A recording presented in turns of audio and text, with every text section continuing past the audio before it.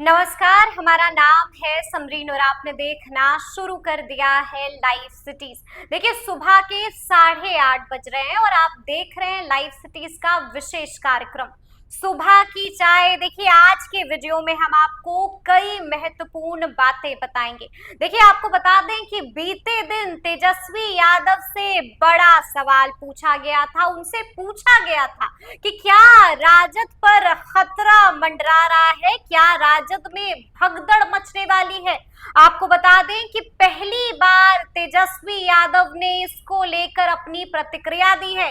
क्या कुछ बताया है तेजस्वी यादव ने, उस पर भी हम चर्चा करेंगे। देखिए, हम इस वीडियो में आपको ये भी बताएंगे कि राजद अब पूरी तरह से एक्टिव हो चुका है, एक्शन मोड में आ चुका है। कई ऐसे विधायक हैं जो इस बार बेटिकट होने वाले हैं। वो विधायक कौन कौन है, इस पर भी हम इस वीडियो में चर्चा करेंगे। हम आपको ये भी बताएंगे इस वीडियो में कि कैसे बीते दिन प्रशांत किशोर ने राजद को तगड़ा झटका दिया था। क्यों झटका दिया था, इस पर भी बातचीत होगी। देखिए, इस वीडियो में हम जिक्र करेंगे बीपीएससी टीआरई 3.0 के रिजल्ट का, हम जिक्र करेंगे छात्र नेता दिलीप का। और आपको बता दें कि बीते दिन छात्र नेता दिलीप ने भी बड़ा बयान दे दिया है। और अंत में हम बात करेंगे मंत्री दिलीप जायसवाल की। बड़ी बात कह दी है मंत्री दिलीप जायसवाल ने, क्या कुछ कहा है उस पर भी इस वीडियो में चर्चा होगी। तो आइए फिर बातचीत की शुरुआत करते हैं। इन तमाम मुद्दों पर सीधी बातचीत के लिए हमारे साथ सीनियर जर्नलिस्ट रवि उपाध्याय जी मौजूद हैं। सबसे पहले बहुत शुक्रिया बातचीत के लिए जी। रवि जी, हम सबसे पहले आपसे जानना चाहेंगे कि बीते दिन तेजस्वी यादव ने बड़ा बयान दे दिया है। उनसे सवाल हुआ था कि क्या वाकई तेजस्वी जी राजद पर खतरा मंडरा रहा है, भगदड़ मचने वाली है। बड़ी बात कही थी तेजस्वी ने, क्या कुछ कहा था रवि जी? देखिए, तेजस्वी यादव एक लाइन में समझिए, देखन में छोटन लगे घाव करे गंभीर। अच्छा, देखन में छोटन लगे घाव करे गंभीर। बिल्कुल। देखिए, तेजस्वी यादव ने क्या कहा जी। इस सवाल के जवाब में, यही कहा कि सब होते रहता है, सब कोई बड़ी बात नहीं है। और तो यह उनके लिए बड़ी बात नहीं है, निश्चित रूप से बड़ी बात नहीं है। जो तैयारी तेजस्वी ने कर रखी है, जो ब्लूप्रिंट तैयार है, जो रोड मैप तैयार है, वह उसमें कहीं ना कहीं तेजस्वी यादव को जो अपना तैयारी करनी है, जो फील्डिंग बैटिंग करनी है, वह पूरी तरह से एकदम तैयार है। पिच अब समय आने पर उसको हिट करना है उनको। अच्छा, समय आने पर हिट करना है, बोल्ड भी करना है क्या? हाँ, साथ साथ देखिए, बोल्ड भी होगा, हिट भी करेंगे। हमारी बात से हो सकता है कई लोग जो सुन रहे होंगे इत्तेफाक नहीं रखेंगे, लेकिन जो तेजस्वी की तैयारी है, तेजस्वी ठीक है, भौकाल नहीं बना रहे हैं, टाइट नहीं कर रहे हैं जैसे अन्य लोग बड़बोलेपन से बड़े बड़े कई कद्दावर नेता आपको दिखेगा दूसरे तरफ के बोलते हुए भी दिखाई पड़ रहे हैं। लेकिन तेजस्वी निश्चित रूप से बोल नहीं रहे हैं और वह सबकी बात सुन रहे हैं और वही कह रहे हैं कि इधर जाने दीजिए, जिसको जाना है उससे कोई फर्क नहीं पड़ने वाला। तेजस्वी यादव का अंडर कॉन्फिडेंस है या ओवर कॉन्फिडेंस है, क्या है? ना अंडर कॉन्फिडेंस है, ना ओवर कॉन्फिडेंस है। तो ये हम आपको एक ही लाइन में शुरू में ही कहा कि देखन में छोटन लगे घाव करे गंभीर। देखने में जरूर छोटे हैं, लेकिन जो घाव होगा वह बड़ा गंभीर होगा। लेकिन आपको मालूम है ना कि दूसरी तरफ जेडीयू वाले, बीजेपी वाले कौन कौन से बड़े बड़े दावे नहीं कर रहे हैं, साफ साफ खुले में आकर बोल दिया है कि बड़ी चोट देंगे। देखिए, एक चीज समझ लीजिए, लोकसभा के चुनाव के समय भारतीय जनता पार्टी का नारा क्या था? 400 पार। अब की बात 400 पार। तो 400 पार हुआ क्या? यह तो हम नहीं कह रहे हैं, यह जनता सवाल पूछ रही है, जो लोग हैं वह पूछ रही है। तो इस बात को समझिए, कहना और करना, कथनी और करनी, ये दोनों में अंतर होता है। वही हम कह रहे हैं, तेजस्वी सब बात समझ रहे हैं और जहां उनको करना है, जो चीज दिखाना है, जो चीज करना है, वह अंडर कारपेट है। अच्छा, वो अंदर, तेजस्वी यादव अंदर ही अंदर लगे हुए हैं, निश्चित रूप पूरी से मुस्तैदी के साथ। निश्चित रूप से लगे हुए हैं, तभी देखिए पूरी तरह से निश्चिंत भी हैं वो जहां उनको पूरा जो है सो हर जगह से बिसात बिछा दिया गया है, कहां पर कैसे करना है, कहां पर किसको उलटना है, वह एकदम पूरी तरह से वह तैयारी तेजस्वी ने कर रखी है। और हम तो पहले भी हम लोग एक बार कह चुके हैं जी। कि 10 नंबर जो उनकी माता श्री का जो राबड़ी देवी का आवास है, उसमें कई माननीय, कई पूर्व माननीय, कई बड़े बड़े और कद्दावर नेता जाकर के उनसे, उनके पिताश्री, उनकी माताश्री और स्वयं तेजस्वी यादव से मिल चुके हैं, मुलाकात हो रात चुकी के अंधेरे में मुलाकात बिल्कुल हुई है, बिल्कुल कई माननीयों की, कई पूर्व माननीयों, बिल्कुल निश्चित रूप से। अब इसको कोई माने नहीं माने, लेकिन आपको ये मालूम है ना रवि जी, के कहा जाता है कि बिना चिंगारी के आग नहीं लगती है।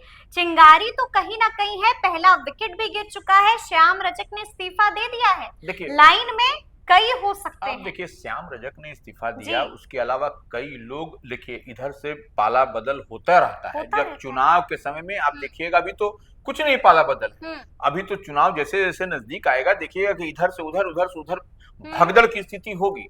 वह कोई दिक्कत नहीं है, वह सब होगा। लेकिन जो तेजस्वी जिस जगह को, जिस विधानसभा क्षेत्र को लेकर के वो टारगेटेड है, वो टारगेट बना रखा है, वहां पर कोई झोल झाल नहीं होने जा रहा है। इस बात को समझ, हाँ, इनको जिसको नहीं देना होगा वह अपने विधायक को नहीं देंगे। चलिए ठीक है, आपने जिक्र कर ही दिया है कि इनको जिसको नहीं देना होगा वो उनको नहीं देंगे। देखिए आपको भी मालूम है रवि जी कि इन दिनों राजद पूरी तरह से एक्शन मोड में आ गया है, लगातार समीक्षा बैठक भी हो रही है। हम आपसे जानना चाहते हैं, सीधा सवाल मेरा होगा आपसे कि समीक्षा बैठक के अंदर से क्या कुछ खबरें निकल के आ रही हैं, क्योंकि कहा जा रहा है कि कई विधायक रडार पर हैं।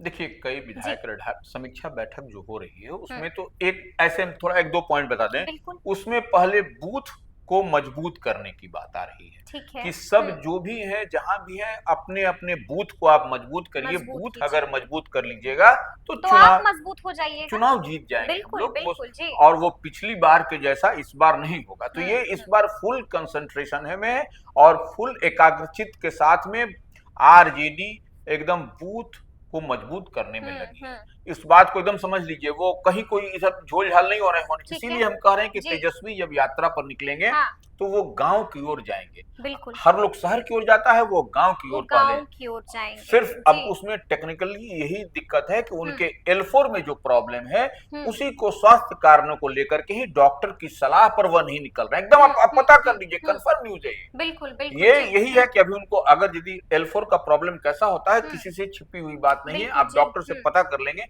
तो वही डॉक्टर ने उनको काफी तकलीफ, इसीलिए वो 15 से निकलने वाले थे, इसीलिए वो वेट एंड वॉच है, हो रहा है कि थोड़ा सा रिलैक्स, क्योंकि एक बार जब निकलेंगे तो फिर निकलेंगे। तो ये इसलिए अब रही बात की कई विधायक समीक्षा बैठक में क्या फैसला हो रहा है, क्या कुछ निर्णय लिए जाएंगे, वो तो हम बता दिए, बूथ हो गया। बिल्कुल। उसके बाद से कई विधायकों को जो जिनका की रवैया, माने कहले पॉलिटिकल रवैया पार्टी के हित में, उनकी पॉपुलैरिटी भी ग्राउंड पर उनके क्षेत्र में अच्छी नहीं है और पार्टी के हित में कहीं न कहीं वो झोल झाल करते हुए दिखाई पड़ रहे हैं, बिल्कुल और झोल झाल करते हुए। और कई विधायक तो एक चीज समझ लीजिए, अब नाम बोलने की हमको आवश्यकता भी नहीं होगी, हम कहते हैं उतने से ही सब लोग समझ जाएगा कि वोट ऑफ कॉन्फिडेंस के समय नीतीश कुमार के जो विधायक पाला बदल के इधर सुधर गए थे, यानी कि आप जिक्र कर रहे हैं नीलम देवी का, आप जिक्र कर रहे हैं प्रहलाद यादव का, आप जिक्र कर रहे हैं चेतन आनंद का, कुमारी संगीता भी है, विभा देवी जी। देखिए जिस तरीके से चुनाव के दौरान वह जो है सो जिस तरह से घूम रही थी वो, तो वह ये सब तो चिन्हित नाम है, इसमें कहाँ इसमें सोचना है आपको, इसमें तो कोई इफ बट की बात भी नहीं है। इसके अलावा कई ऐसे अन्य विधायक भी रडार पर हैं, आप क्या कह रहे हैं रवि जी, क्या लिस्ट तैयार हो चुकी है? लिस्ट क्या, वो तो नाम पर वो टिक मार्क भी लगा हुआ है। अच्छा, टिक भी लग चुका है, क्रॉस भी लग चुका है। वो आप अंदर खाने में किसी से बात कर लीजिएगा, आपको स्पष्टता के साथ, पूरी क्लियरिटी के साथ पता चल जाएगा कौन कौन एमएलए हैं, क्या है, सब टिक टुक लग के कंप्लीट है। सिर्फ अब जिस दिन होगा वो देखिएगा कि हम लोगों के बात पर मुहर लगती है कि नहीं, मुहर लगती है कि बस इतनी ही बात आपको समझने की, और ज्यादा कोई इसमें झोल झाल करने की आवश्यकता नहीं है।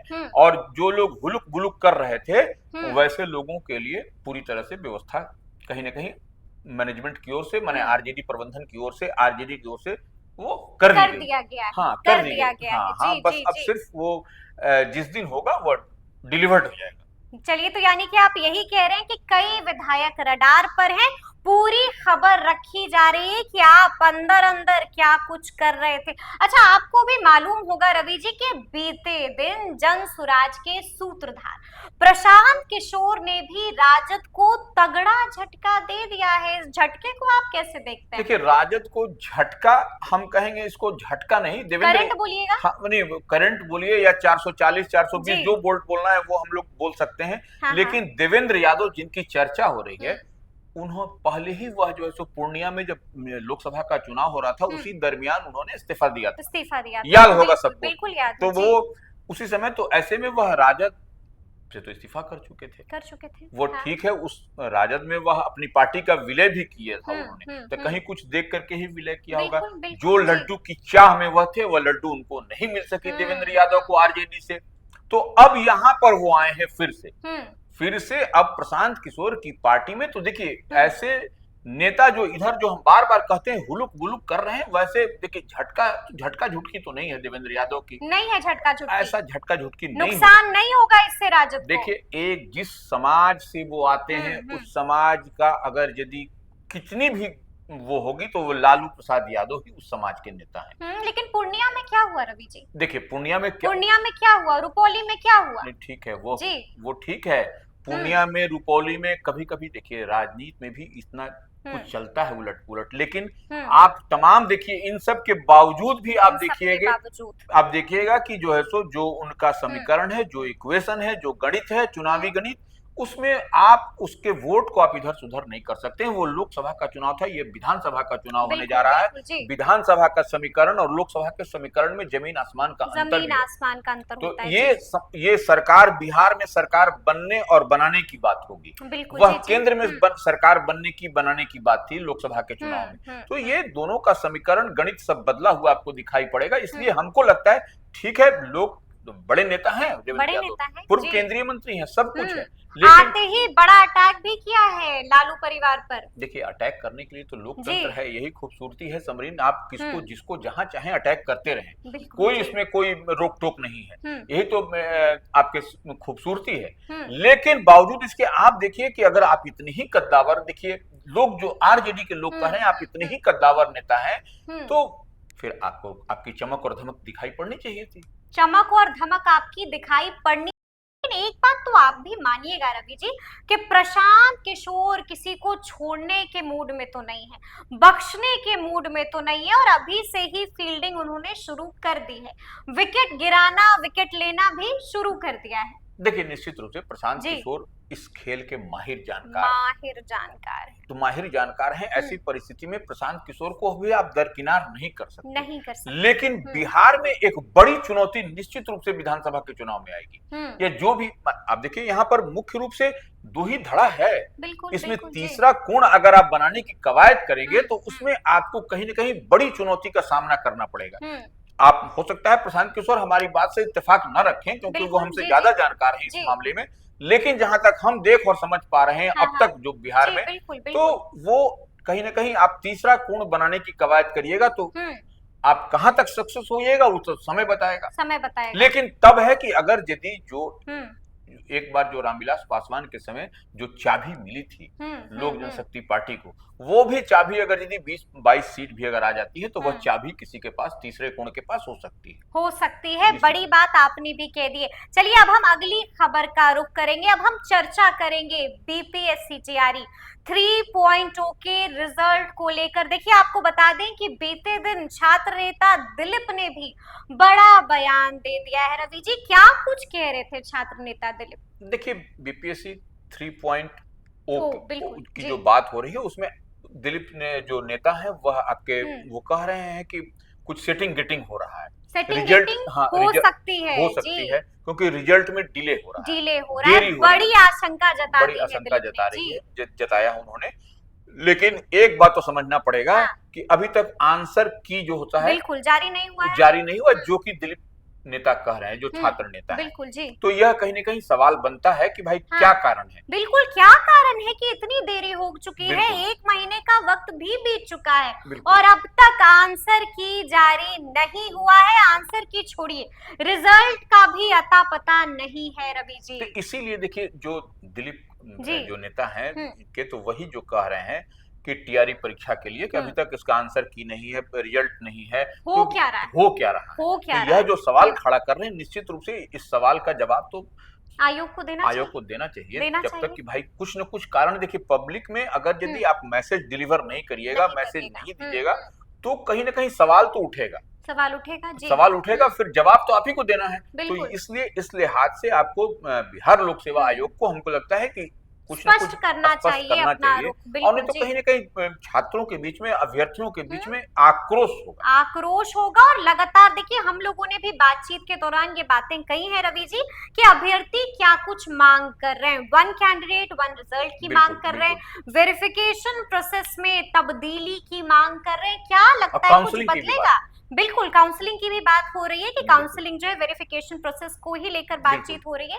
क्या लगता है कुछ बदलेगा कि नहीं बदलेगा? अब ये तो देखिए ये बीपीएससी को ही कुछ तय करना होगा, जो भी होगा। तो और अब तो डोमिसाइल का मुद्दा भी हाँ, उठाया जा रहा है जोरों शोरों से। अब तो ये एक और पेंच होगा जी। जब जो मिसाइल का मुद्दा होगा, हाँ। तो ये एक और पेंच बनता हुआ दिखाई पड़ेगा, क्योंकि पिछली सरकार में देखिए डोमिसाइल की नीति को इम्प्लीमेंट किया था। बिल्कुल जी। तो ये फिर अब जो है सो एक अलग पेंच होगा कि अब डोमिसाइल का मामला अगर जोर शोर से पकड़ेगा तो बिल्कुल इन लोगों की मांग है कि डोमिसाइल लागू करना चाहिए। तो अब इस यहाँ पर भी देखना होगा कि क्या कुछ होगा इसको लेकर भी। देखिए हमने ये भी बताया अपने व्यूअर्स को कि बीते दिन भी ताती तत्वा समाज के लोगों ने बड़ा धरना दिया है।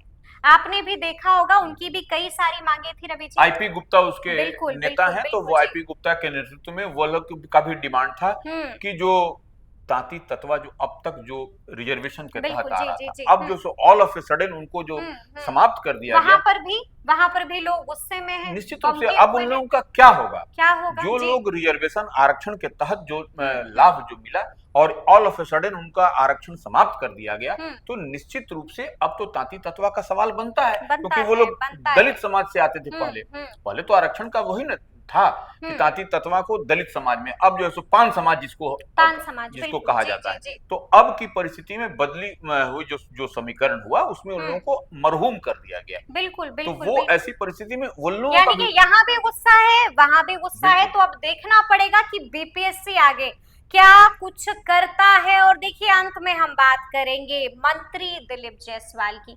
बीते दिन मंत्री दिलीप जायसवाल ने भी बड़ी बात कही है रवि जी। क्या कुछ कहा है जिसके बाद से हंगामा मच गया है? देखिए दिलीप जायसवाल राजस्व एवं भूमि सुधार मंत्री के साथ साथ वह बिहार भाजपा के प्रदेश अध्यक्ष भी हैं। एक बड़ी जिम्मेवारी है उनके पास, दोहरी जिम्मेवारी कही जाए, क्योंकि वह मंत्री के साथ साथ प्रदेश अध्यक्ष की कमान संभाल रहे हैं। तो वो दोहरी लगातार एक्शन में, हाँ लगातार एक्शन में है। और जिस तरह से आपको सर्वेक्षण का जो भूमि सर्वेक्षण का ये जो मामला चल रहा है, तो वो भी एक मामला है। उसके अभी जो उन्होंने ताजा बयान उनका यही रहा कि अब जो है सो 2 महीने में कुछ फाइल जो है सो खुलेगी, बड़ी फाइल खुलेगी, बड़ा खुलासा होगा और उसमें जो गड़बड़ी है, जो कुछ है, वह कहीं ना कहीं जो उनका इशारा है, जो संकेत है, वही बताता है कि 2 महीने में जो फाइल खुलेगी उसमें बड़ा एक पटाखा फटेगा, बड़ा विस्फोट होगा और कुछ न कुछ लोग उसके में जद में आते हुए दिखाई पड़ेंगे। तो अब देखना होगा कि आगे आगे क्या कुछ होता है। तो फिर ये पूरी बातचीत आपको कैसी लगी है, कमेंट करके हमें जरूर बताइएगा। तो ऐसे तमाम अपडेट्स के लिए ऐसे ही हमारे साथ बने रहिएगा और देखते रहिएगा लाइव सिटीज। बहुत शुक्रिया।